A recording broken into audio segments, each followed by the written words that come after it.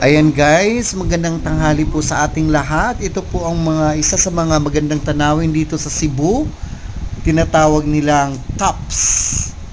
Yan, sa Busay, Cebu City. Ang ganda-ganda dito guys. Ayan, look at that. Newly renovated. Tapos when you go up doon sa pinaka-top talaga ng bubong ng building na yan guys is a 360 views ng Cebu City. So ayun, 'di ba?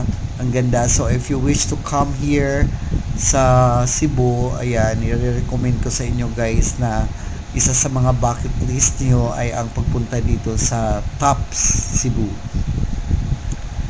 Yan, that's overlooking guys Cebu City.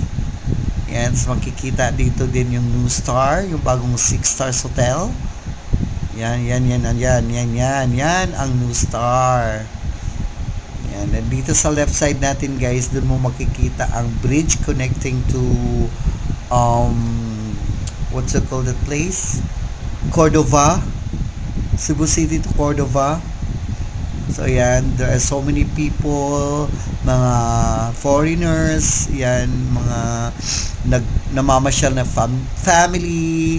Ayan, daming tao sa